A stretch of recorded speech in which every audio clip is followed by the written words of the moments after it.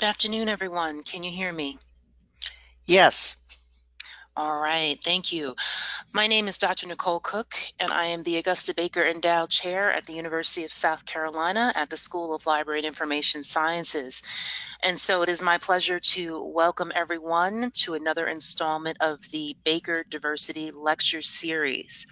And so we've been running these wonderful lectures all semester, and we're going to finish out this semester strong.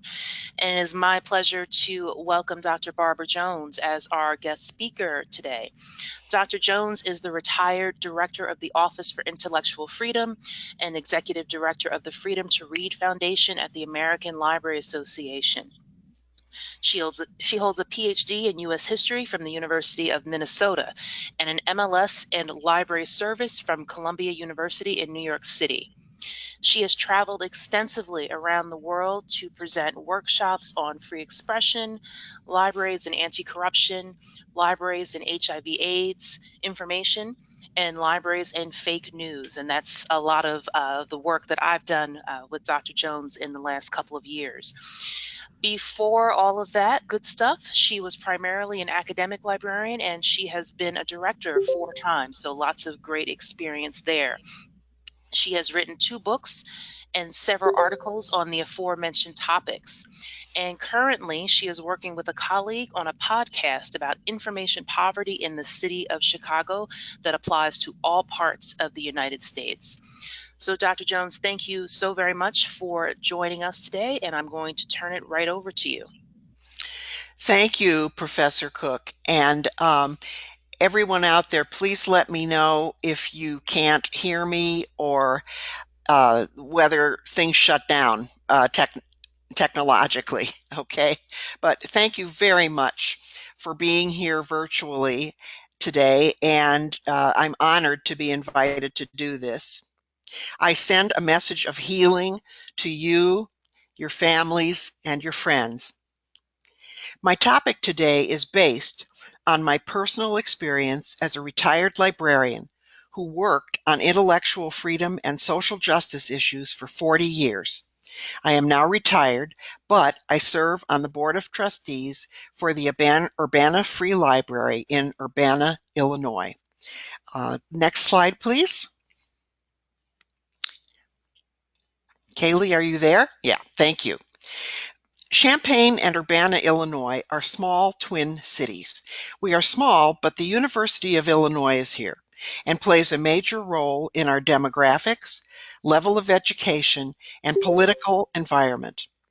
It is a liberal community with no history of censorship in the public libraries in recent decades. The Champaign Public Library did experience calls for removing Madonna's book Sex in 1992. But in general, when I was asked to serve on the library board 3 years ago in Urbana, I had little worry that we would face any censorship problems. Slide 3, please. The Urbana Free Library has a great leader, Executive Director Celeste Choate. She and the staff support American Library Association's Code of Professional Ethics and the Library Bill of Rights. The board is asked annually to review and discuss major library professional ethics and issues such as censorship. I am always reassured when we have this discussion that the current board will be supportive of Ms. Choate should a censorship challenge arise.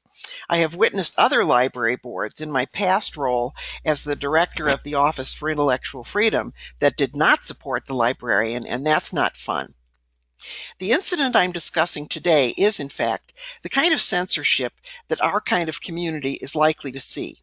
A clash of what I view as 2 feminist views of transgendered issues and all that accompanies this important current discourse on gender and sexuality.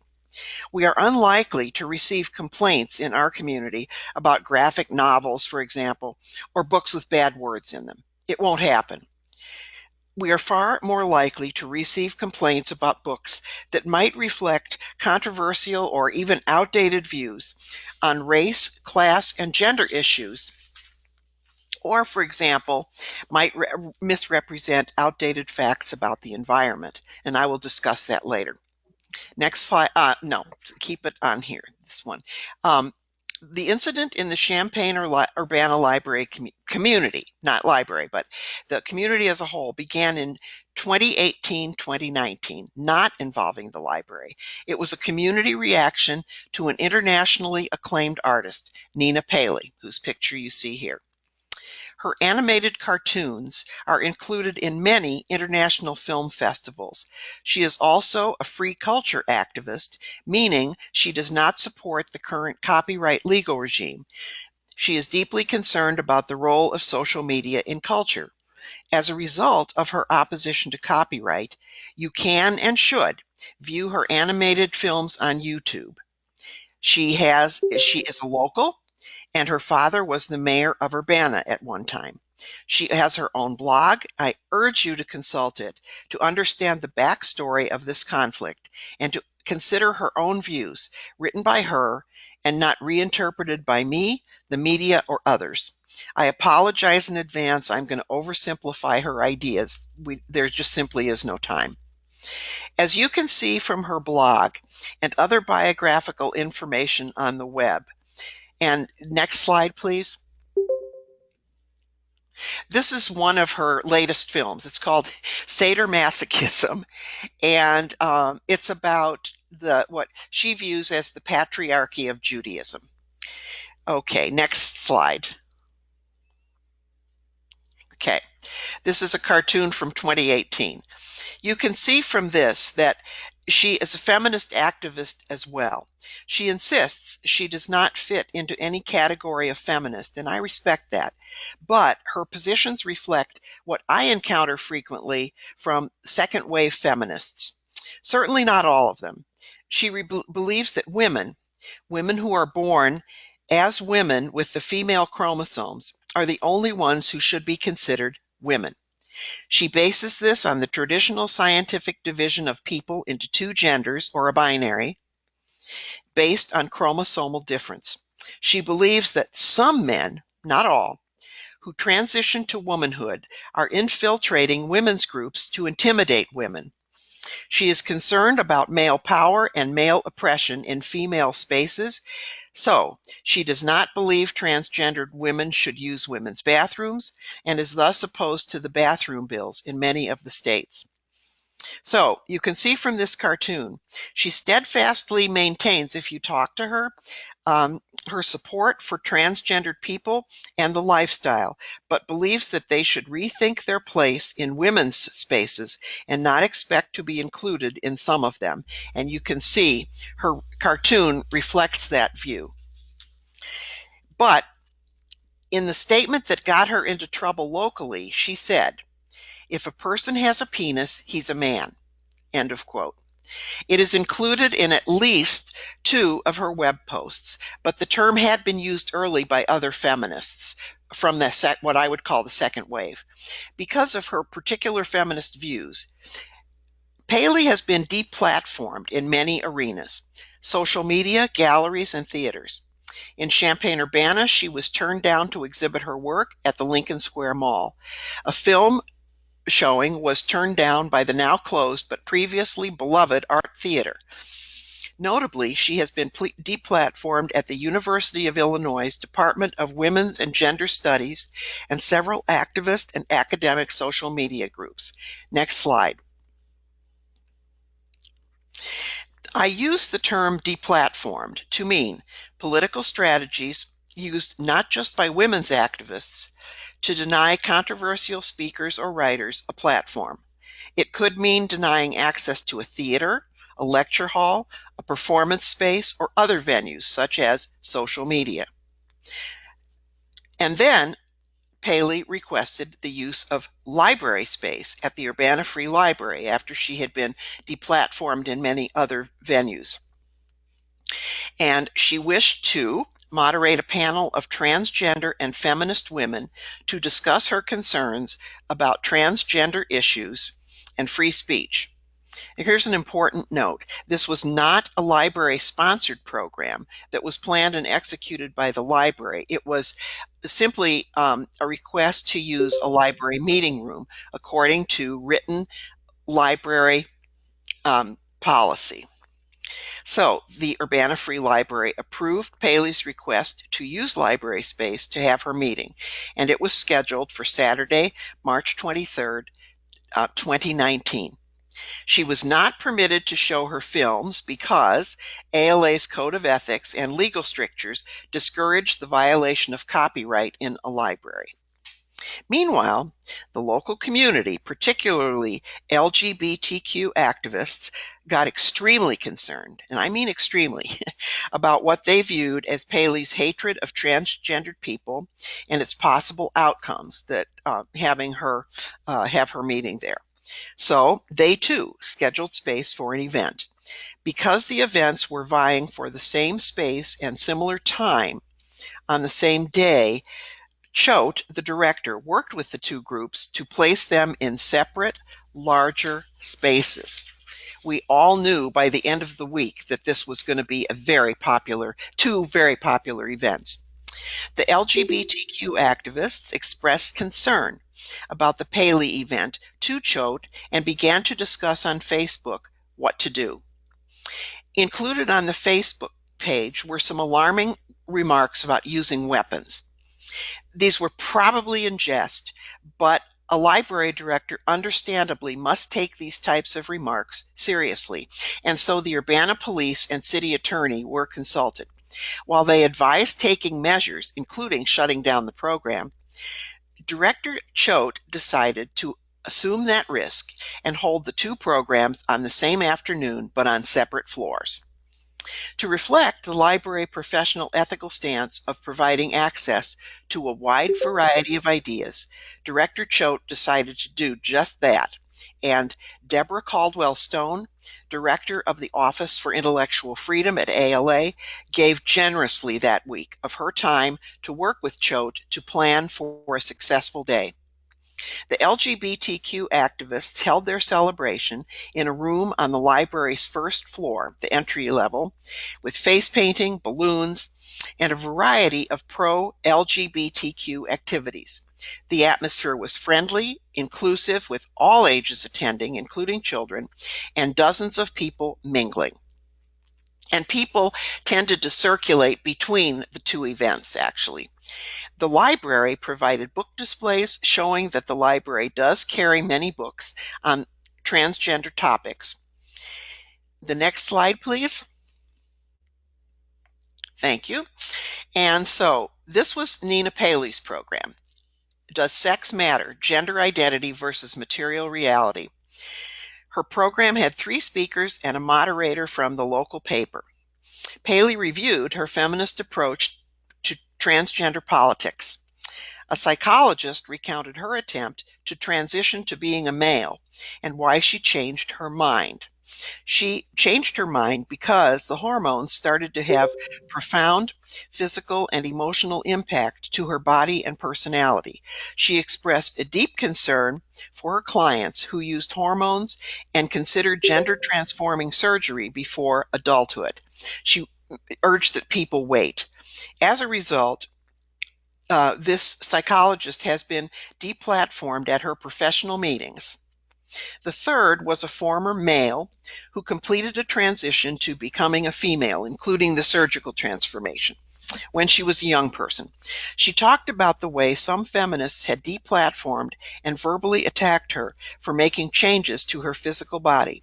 She did not express regret in her decision to transition, but did say that being attacked from within the LGBTQ community had hurt her deeply, and that young people should exercise caution before making this life-altering decision.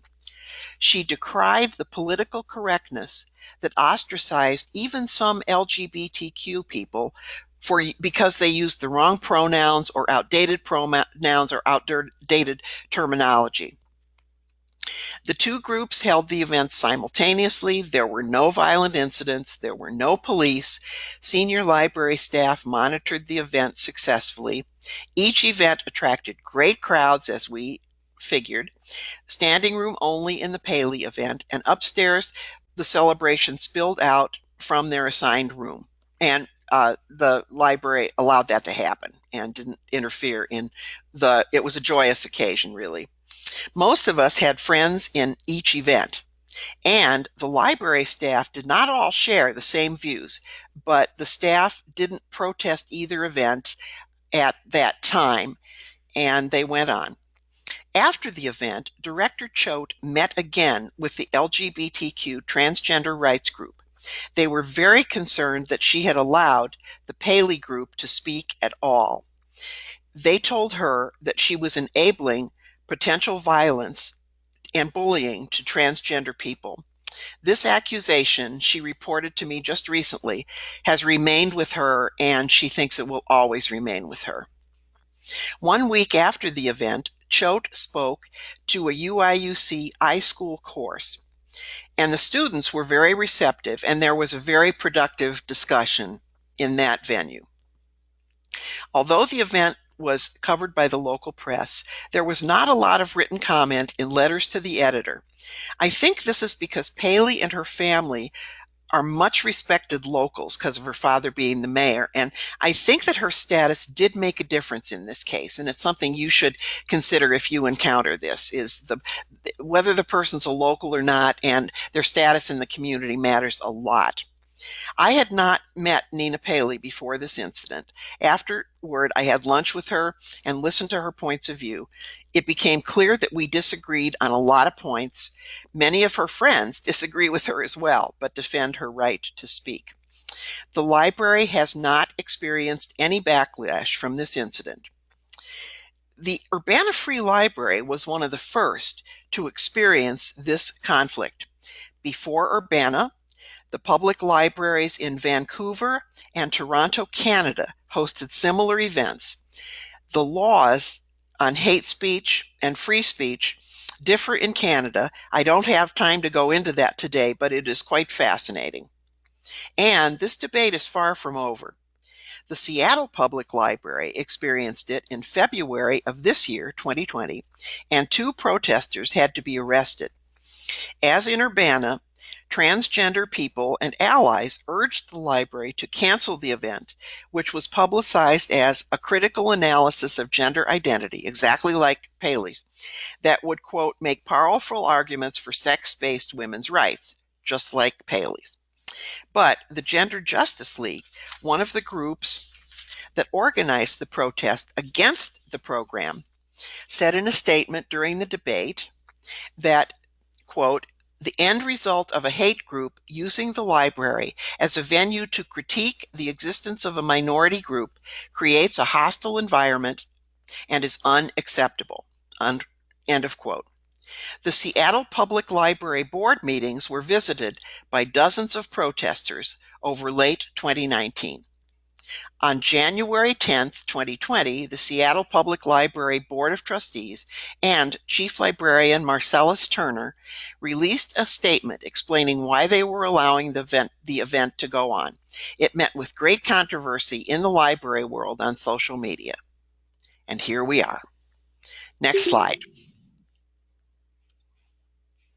So, what are the conclusions that I took away from this, and what you might find interesting? First, I would say do some research to understand whatever the upcoming controversy is about. During the spring of 2019, I was truly confused. As an academic, I am accustomed to putting ideas into a structure. I simply did not have those tools anymore when it came to feminism. I'm 73. I came of age in the second wave of feminism, was deeply involved, but lost track of it after that. That is, of the academic debate, certainly not about women's rights. And so I did what so many librarians do. I started reading and speaking with friends, and I'll talk later about how important it is to have friends who are willing to put up with your stupid questions, because it helped me a lot. Here's what I believe I witnessed with my ideas backed up by the demographics of the groups, because I noticed that the Paley group tended to be older women and the rights group upstairs tended to be younger people. The Paley group included a lot of civil liberties activists who support the First Amendment for all. My summary is way too short here, but this isn't the topic of my speech, so it contains the ideas that helped me to understand what I was seeing in the two meetings that day. The first wave, and I see it as waves of feminism. So the first wave was the right to vote in 1920. And of course, this year we're celebrating the 100th anniversary of the 19th Amendment, which gave women, I will say some women, not all, the right to vote. It is interesting to see in the first wave how three groups of women activists chose different strategies to gain the vote and ended up separating from the anti-slavery movement and abandoning the cause of African American women. The second wave of feminism dates, and that was my wave, are the 1960s to 1970s. It grew out of the frustration of post-World War II white suburban women returning to their homes after working in factories to support the war effort. If the first wave was about women's right to vote, the second was about that plus equal rights in the workplace. The National Organization for Women, led by Gloria Steinem, and Betty Friedan's book, The Feminine Mystique, were icons of this wave. In fact, I still have Betty Friedan's paperback well marked up, but it's crumbling like cornflakes because it's a paperback from that era. These women also were concerned about domestic violence. But the key element of their activism was about male dominance. Second wave discourse assumed a binary world, a world of women, often versus men. There was a resultant growth in exclusive women spaces, women only, such as women only music festivals. There was a passion about creating spaces where women felt safe. So next slide, please. So now we get to the third wave that some people are calling the fourth wave. And it's not well delineated yet, but I certainly heard it from the younger group upstairs, celebrating LGBTQ rights. This change began in the 1990s, and some of them don't even use the word feminism. Women's activists began focusing on intersectionalism, the idea that each person, including men, has a variety of religious, class, ethnic, and gender identities.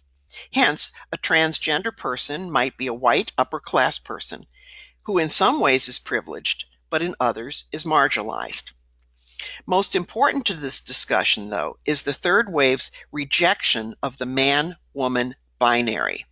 They have a much more radical vision of difference beyond a binary. So this reading helped me to understand what was going on, and I have showed in suggested reading some of the things that influenced me the most. Next slide, please.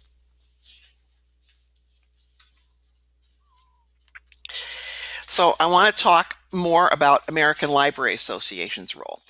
The intellectual freedom policies of the American Library Association play a key role in a library's decision making. And the newest manual of intellectual freedom is being edited as I now speak.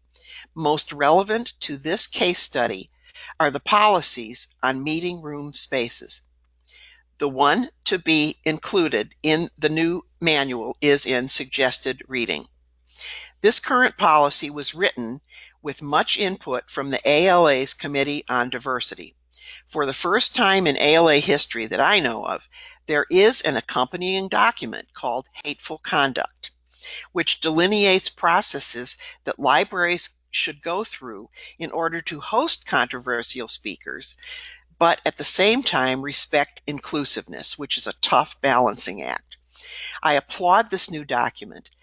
The perennial conflict in libraries is of balancing individual rights with social justice for marginalized communities.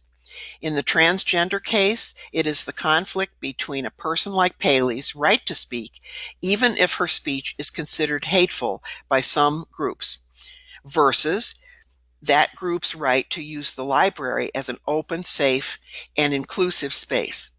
It is the primary conflict I have struggled with personally and professionally for 40 years. It has kept me interested in this field probably till the day I die. I believe that we need more work in this arena to create a dynamic space and an arena where these issues can be discussed without rancor. But it's hard and it's painful, but it's very important work. Next slide, please. Okay, so American Libraries Association's work is based on legal precedent and consideration of the legal risk of libraries. That's one of many ways one can approach intellectual freedom and free speech issues. But I still recommend that even if you think the First Amendment was written by a privileged class of white men who did not consider the oppression of speech on marginalized people, which is a very valid concern. But I still recommend librarians use this legal framework for their arguments and actions for change, because the rule of law is one of the few things that most of us still share. And now in our history is not the time to take on a revision of the Constitution. It makes our arguments understandable and actionable within a recognized framework. Yes, there are other frameworks, which is why I applaud the inclusion of the hateful conduct arguments now. In the real world, also, libraries can still be sued for not upholding the legal framework. For example, a small town library in Missouri that installed a computer filter that discriminated on the basis of ideas was successfully sued for $125,000. Within the rule of law framework, deplatforming is considered prior restraint, a legal term to describe the prevention of speech. In the past, it often applied more to government review boards deciding which books or films could be released to the public. Now, the impact of prior restraint has expanded. So, in your arguments about speech considered to be hateful, it is important to use this framework, and then, if you disagree with it, propose another framework. Next slide, please. I urge diversity activists to give people space to express themselves and to ask questions, even if these questions are outdated. For example, in a recent discussion in this community about undocumented immigrants, a man in overalls, clearly not from the usual suspects of this liberal community, sat down in a group and said, "My wife is an illegal immigrant." He was chastised for using the word illegal to the point that he left. I think this was extremely unfortunate and that we should avoid this kind of political correctness. There are so many better ways that this could have been handled. He could have learned something, and then he could have stayed and he would have learned something. Everybody would have learned more. This goes for people who do not mean to be hurtful, but who ask questions like, "Aren't transgender people really just gay?" Do not ask them to leave. Do not ignore them. Explain the current discourse about gender versus sex. This was a major issue in this community. People just did not understand the difference between the two groups. And as one attendee, Patch Adams, the famous physician and clown, said at the Paley program, "Remember that to the general public, both groups are the same. Both groups are transgender. Both groups are LGBTQ. And both groups are hated equally by many out there who would think this argument is splitting hairs." Next slide. And finally, I'll end with practical advice for new librarians. Research your community. If you are job seeking, research the community ahead of time. Know that if you work in a publicly funded library, that library is subject to the First Amendment. If you are in a private library or a library of a religious organization, you do not have First Amendment protections. Then you should ask for the institution's code of conduct or academic freedom statements. ALA's Office for Intellectual Freedom still receives many calls from librarians in religious institutions. For example, one librarian who was told he had to shut down his after-school manga comics club because the content violated religious principles, and there was not much we could do for him. Some private institutions do follow First Amendment principles because they would have a hard time attracting new staff if they didn't, but you need to ask if this matters to you. Ask questions about the library board. In recent years, some boards have stealth members elected or appointed to represent special interest groups. And in censorship battles, the board's ties to the community become invaluable because many of us are embedded in our communities. And finally, cultivate allies. This might be a youth pastor, the ACLU, the police for sure, the mayor, and others. Become more than a face or a name on an organization chart. I applaud libraries that require librarians to go out in their communities and attend community events and meetings. If the local barbershop is where community issues are discussed, then the librarian should go there. Be in a trusted status so that if a community member says to you, "That library program that Paley's giving sounds weird, but it's okay, right?" And then you can answer yes or no. Explain it in terms understandable to that person and invite them to attend. So thank you for your attention. Be well, and I'm happy to take questions. Thank you. Thank you so very much, Dr. Jones. This was so interesting and so much food for thought. So I'm going to ask you a question and give folks an Right. opportunity to get their questions in the box. I was so glad that you mentioned the controversy with Seattle. That is Yeah. certainly not exclusive to them. Yeah. My question about that is, I guess it's kind of two-pronged. And, you mentioned some of the controversy even among the profession. How do we, as information professionals, how are we supposed to essentially get our patrons and communities on board when we ourselves, as a professional community, don't agree on a lot of topics, not just this one? Yeah. And then, the second prong is the group that was trying to use the space in Seattle. They have been known to intentionally try and get spaces in libraries. They're trying to be controversial. It's not Yeah. just solely that they need a space for their meeting. They're trying to be provocative. They're actually trying to see what libraries and their boards will do. Uh-huh. So it's a very big question, two prongs. Just curious on your thoughts about that. On my thoughts, yes, for sure. I'll take the second one for Hmm. well, I can't remember which one it was, but they're Yeah. great questions. And I would say it is rare these days to have whatever the library community in quotes is, to have it as one voice anymore. There is real division within the library community on issues involving what I would call the civil liberties argument about the right of any individual to free speech versus social justice and the right of groups of people, marginalized groups especially, to feel safe in a library space. And right now, I would say the best way to go is and it's tough.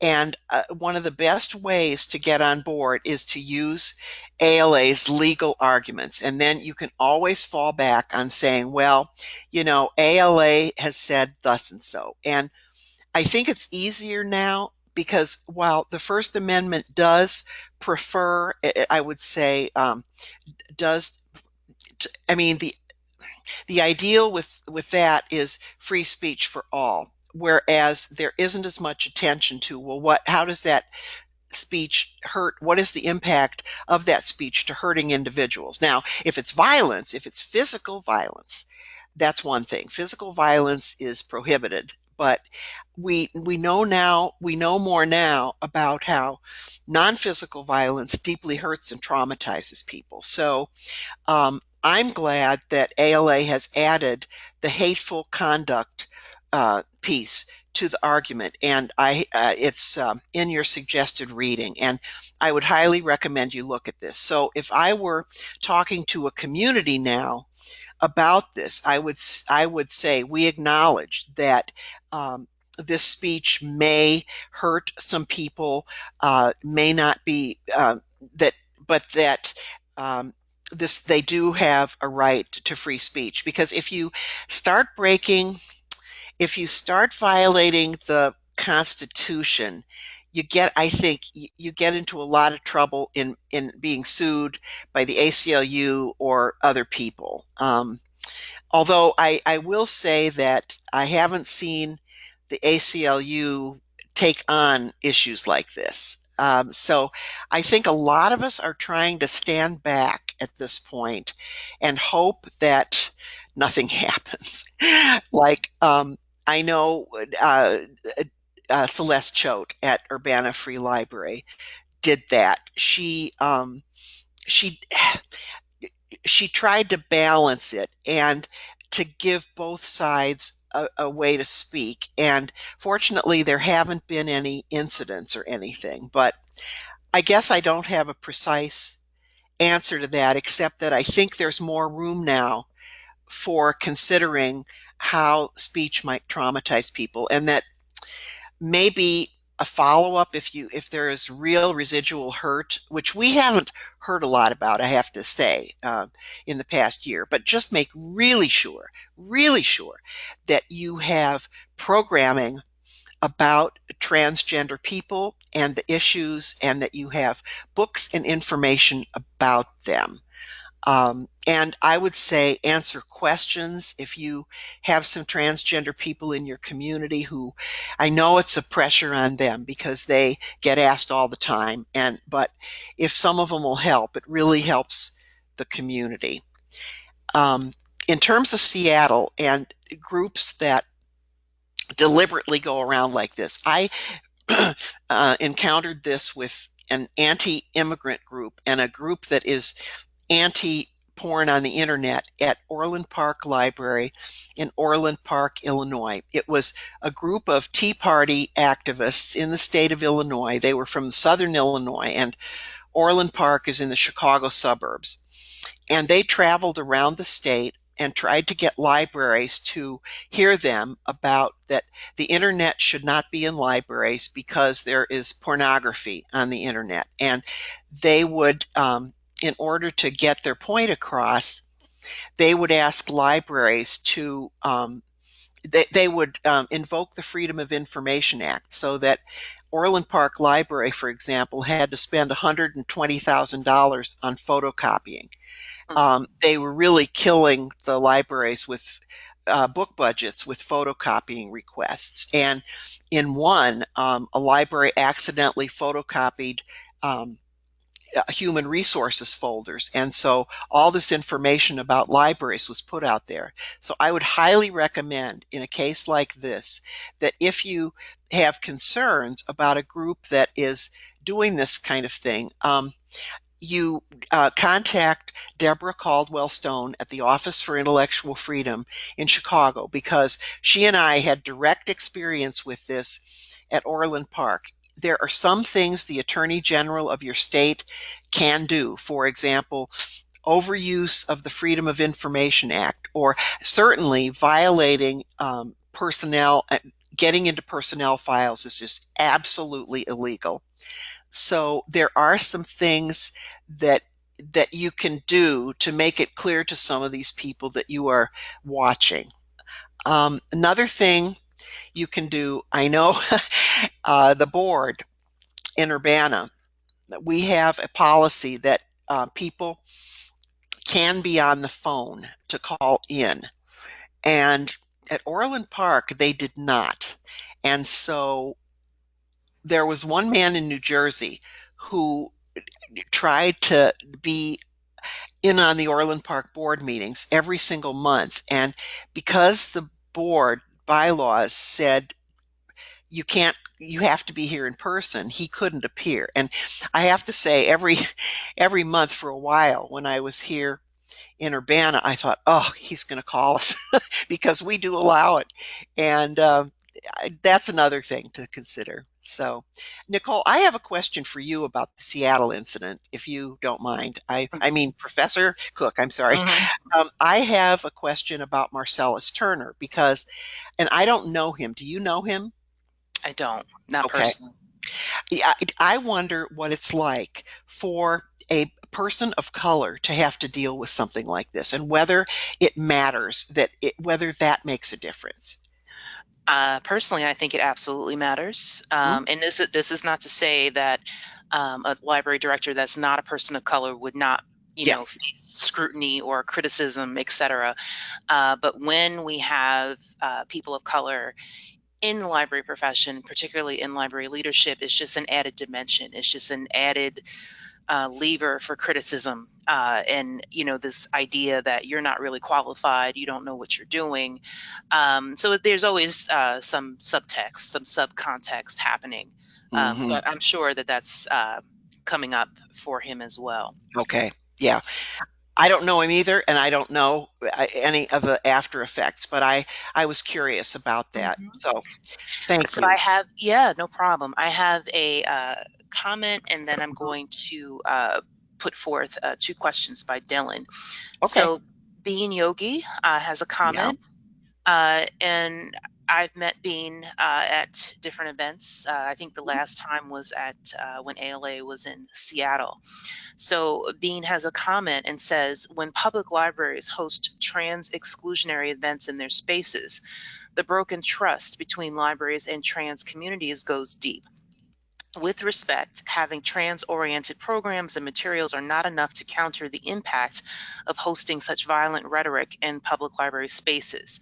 Speaking as a public library worker in Seattle, who is Ah, also trans, I hmm. saw this firsthand with members of my communities. Hmm. Um, Thank you for these remarks because, of course, this is one of the things we have to encounter, and that um, the impact is very real. And I would also say that within the Champaign-Urbana community, and the public library works closely with the schools, and after school the libraries are packed with students from our local schools because of where the library is located. We would do our very best to make sure that we create an inclusive environment. I don't know what else to say except that we certainly heard this from the group upstairs, and I'm sure this controversy isn't over. But I want to thank you for your suggestions, and if you have any comments for us about what you think we should do in a case like this, if you want to type that in or speak to this or not, okay? Or if Bean decides that they want to do that, Yeah, maybe they can email you or contact yes, you offline. absolutely. Yeah. I am BMJ Consulting, one word, at gmail.com. Okay, thank you for that. Yeah, And so Dylan's questions are going back to your discussions about being a board member. yes. So Dylan's first question is, why are they called stealth members? You mentioned Oh, having yeah. board members. Okay. Okay. Thank you for your question. We're seeing increasingly that groups in town, like let's say um, the National Rifle Association could be one. It could be a group very concerned about content of books that maybe, let's say it's a religious group in town worried about witchcraft or immorality in books. That groups of people in a town can get together and decide to run a board member or to pressure a mayor to appoint this board member. Board members like this come to the board with one specific thing in mind: to censor books or to try to promote censorship or to limit access. It could be a racist board member. It could be somebody who is really anti-diversity, and you could get that. And it's really good to recognize. I've always said that politics is local. It starts local. And you really need to read the descriptions of who you're putting on your city council, on your county board, on your library board, on your school board, because we had a huge problem issue in the Urbana schools with a very controversial issue with the superintendent who was dismissed as a result. And so that's what a stealth candidate is. It's somebody who comes with an agenda. So essentially, it's a ringer. Yeah. Yeah. Okay. Thank you. Hmm. Dylan's second question: have there Yes. been any issues of harassment under the guise of protest or in library meetings that you have observed? Protests. Not there have been protests in libraries, and I know that Urbana has a policy. One of the things you can do is go back to, and again, it's a legal concept, and I think that's still a concept that's valid, even though it's got its issues. But libraries legally defined are public forums, meaning that they have to be open to everybody and nobody gets special privileges. You can't say white people only. You can't say gays aren't allowed, anything like that. It's open to everybody. But there are limits to that. And those limits are time, place, and manner. So you can have hours. In other words, you don't have to be open all night. That's time. And in terms of manner, you can say that there have to be places in the library that can't be disrupted.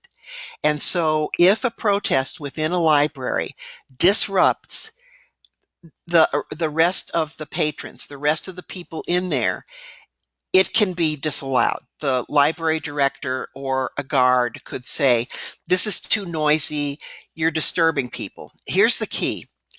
It has to be applied to every protest, not just protests against trans people, not just protests for something. It has to be applied equally. And so that's when it becomes a problem. I can give you another example.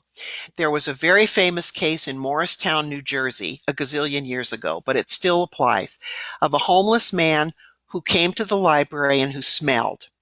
And the library wanted to get rid of him because of his odor.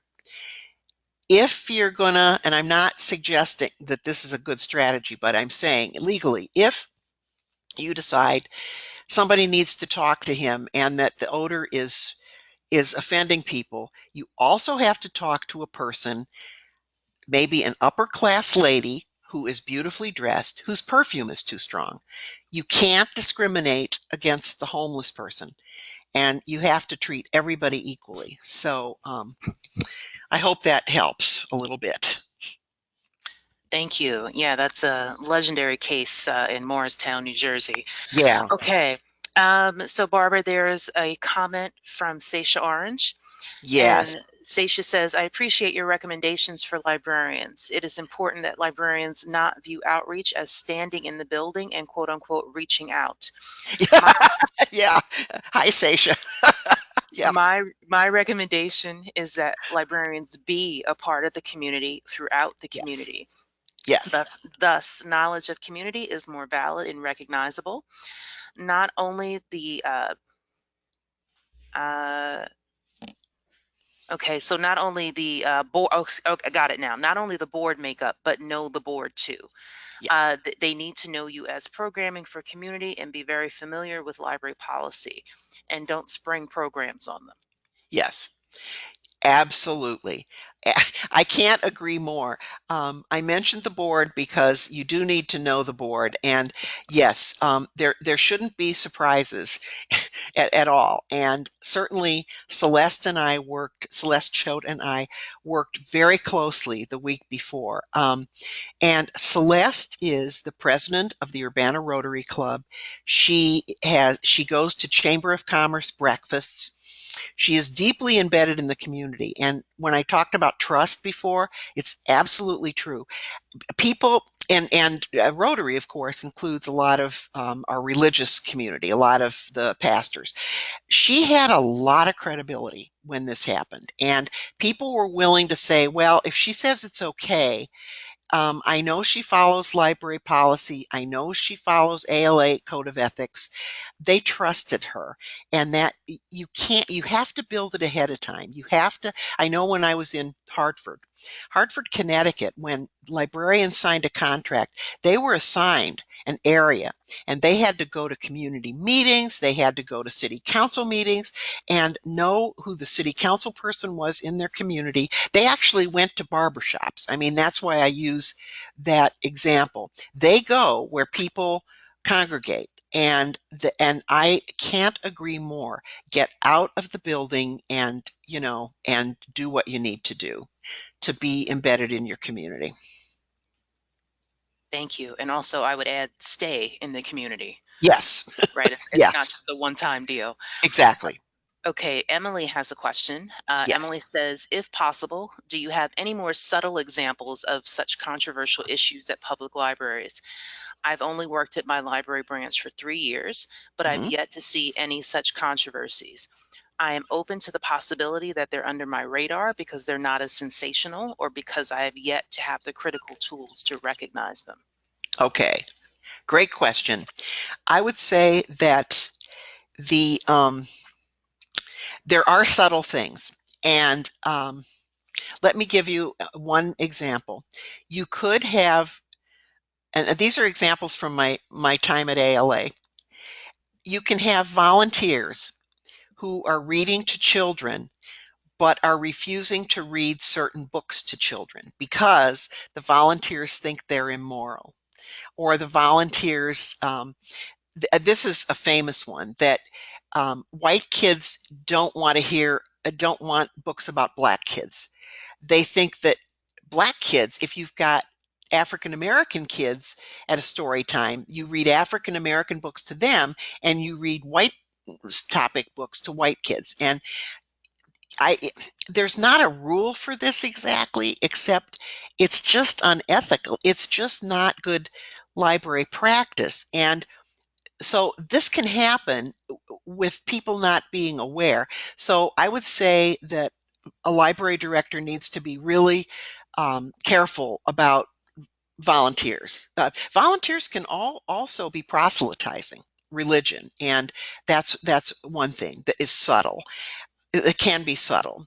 The other thing is somebody, the person who does the collection development can refuse to buy books on certain topics. And the person who is weeding a collection can weed books by, let's say, a strict, maybe your library has a policy like if this book isn't checked out three times, then it gets weeded. And my response to that is a lot of books are seasonal. A lot of books, we found that when we did research on this, that a lot of books about people of color and diverse communities got weeded. And so I don't think that's a good way to weed books. A better way would be books that aren't being read is to make a display or read them at a story time or something like that to make people aware of these books rather than saying, well, nobody read it, we're going to weed it. So those are two subtle examples that I can give you. And yeah, I would, if you have any more questions, but I hope that helps a little. So, Thank you, Barbara, or excuse me, Dr. Jones. I would add to that, to your examples, a lot of this are issues of uh, continuing education and training that we in the library profession need to mm, do yeah. about implicit bias, cultural competence. Emily and the students in my class, I have an article called "White Kids Need Diverse Books Too." That Uh, if one of you reminds me, I'll post it to uh, our course shell. But a lot of this is some of the self work that librarians need to do and need to continue to do. mhm. It's not simply about checkout numbers or Yeah, you know saying that, well, my community is 99.9% white. There is no community at this point that is 99.9% right, white. And if right. if if we think that, that means we really don't know our communities as well as we think Yeah, we do. yeah. Yeah. Agreed. I see some questions here about also a lot of young adults are reading books they cannot take home or check out. Hmm. Wow, I didn't know that. Hmm.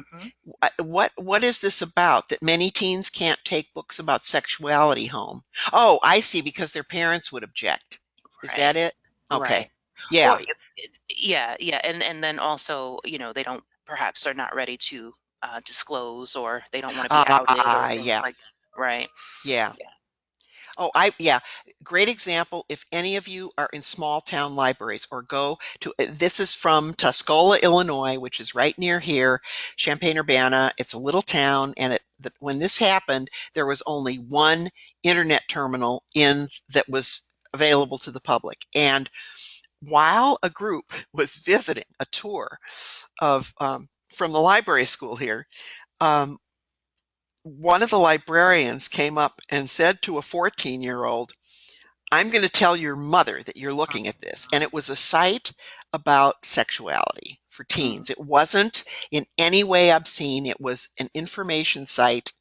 And that just, you have to be so careful in small towns where to protect the privacy of young people, of everybody, but especially young people. Yeah, and I would wager also, in any siting, right? Yeah. Big systems that have branches, et cetera.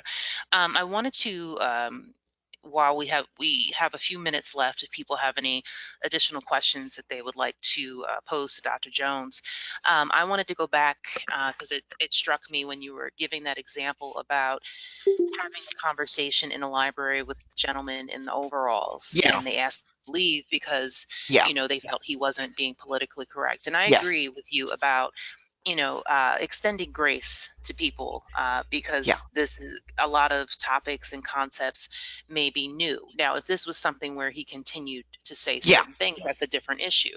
Exactly. um, yeah, but just I wanted to give an example. My colleague here at the University of South Carolina, Dr. Vanessa Kitsey. I presented with her last month, and I saw her do something that I had never seen done in a presentation, which was so, just so generous, and it really was effective. Dr. Kitsey has her safe zone training, and that is Mm. essentially allyship training for LGBTQ communities. And she started her presentation by telling the audience, I do safe zone presentations. And she said, there are no dumb questions. She said, Ah. so before we get started, I want you to ask me all of your questions about pronouns, or what's appropriate to ask, what's not appropriate to ask. She Mm. said, I want us to be able to all be on the same page, and I want us to all be able to feel like we can ask these questions, because if there's this underlying tension or this problem where people aren't on the same page, the conversation may not be as effective as it could Yeah. be, Yeah. because people are afraid, or they're hesitant, they're frustrated, et cetera, et cetera. Yeah.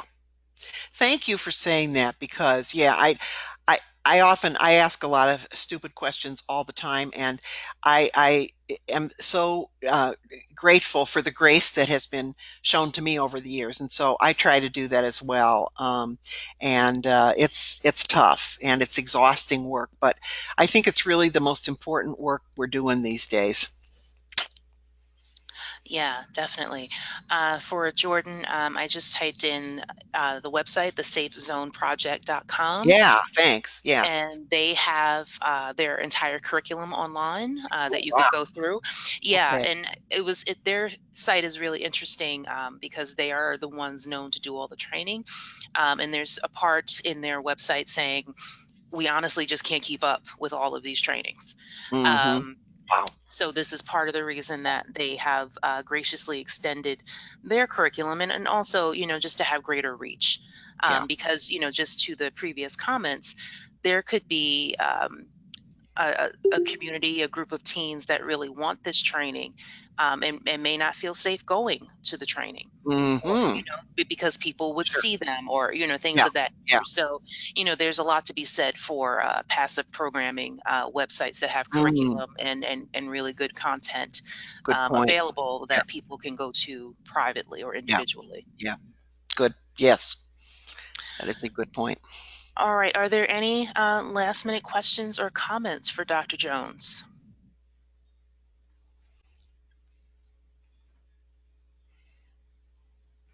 All right. Well, with that, Dr. Jones, thank you so very much again for coming to spend some time with us and talking about, really challenging topics, but topics that we Yeah. really need to be comfortable being uncomfortable with if they do indeed make Yeah. us uncomfortable, and we have to be ready, willing, and able to do this work when we're in our libraries and communities. Thank you. And I want to say to the group, please consider doing this work. My specialty in libraries was intellectual freedom for 40 years. It is so painful, and some of the work, not all, but it really makes you think. It really makes you dig deeply.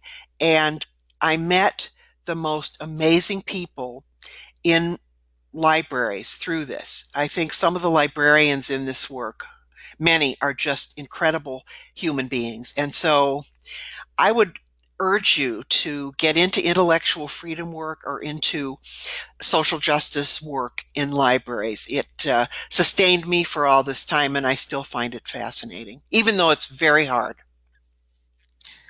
Very hard, but very rewarding, and Yes, yes. there's no shortage of work for us to do.